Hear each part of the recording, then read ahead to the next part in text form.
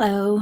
I wanted to share some words that a friend of mine sent to me that understands grief as much as any of us can understand grief. It's a really weird thing. When she sent me the words, it didn't say who they were from, so I can't give them credit, but I can at least let you know that most of the words are not mine. Some of them obviously are, and I'm changing a few that fit me better.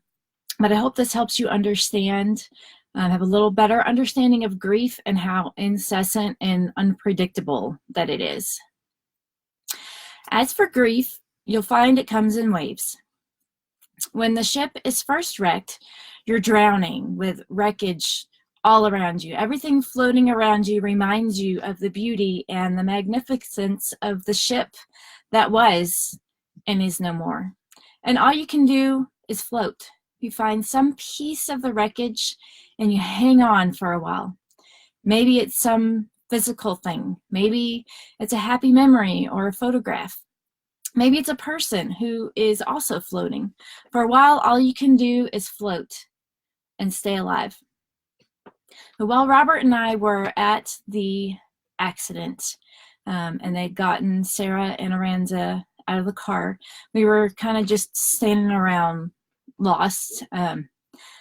And one of the responders, I don't know what kind, if it was a firefighter or paramedic or who they were, came over to us from the car, and he handed us this. And he said, this was between the three girls. And it was Ella's Bible. For the next week, I held it right here. I don't know if any of you who saw me at the hospital saw it. I know several people commented. Couple people, I could tell them what it was. Most people, I just couldn't say anything. I didn't put it down for anything. I slept with it. I held it at all times because it was my physical thing that I could hold on to. So, in the beginning, the waves are 100 feet tall and they crash over you without mercy. They come 10 seconds apart and don't give you time to catch your breath. All you can do is hang on and float. After a while, maybe weeks, maybe months, you'll find the waves are still 100 feet tall, but they come farther apart. When they come, they still crash over you and they wipe you out, but in between, you can breathe, you can function. So I had to finally put the Bible down because I couldn't take care of Sarah while I was holding it, but I still kept it really close. You never know what's going to trigger the grief. It might be a song, a picture, a plate of fish, the smell of their body spray. It can be just about anything. And the wave comes crashing, but in between waves, there is life. And I remember one day, I'd posted a memory from some years ago about how your best day is yet to come. And I remember thinking about that all day and wondering, how can that be? How can there be another best day? But a couple days later, Sarah and I went to a concert with some friends, and I snatched a moment of happiness.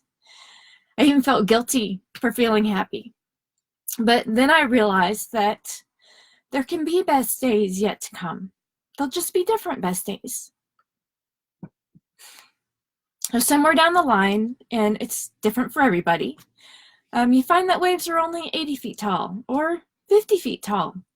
And while they still come, they come farther apart. You can see them coming, an anniversary, a birthday, Christmas. You can see it coming, and for the most part, prepare yourself as much as you can. And when it washes over you, you know that somehow you will again come out on the other side, soaking wet, sputtering, still hanging on to some tiny piece of the wreckage. But you'll come out. I still hold this piece sacred, the glue that holds us all together. The last thing to be with all three of my girls. The reason for life, the reason we can go on. The waves my girls made and continue to grow are all because of this. Because of this, one day we will sit around the campfire and we'll sing praises together. And we will see the mighty tapestry that was weaved from those waves. The waves never stop coming. And somehow you don't really want them to, but you learn that you'll survive.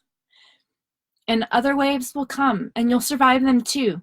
If you're lucky, you'll have lots of scars from lots of waves and lots of shipwrecks. So go out and make waves today.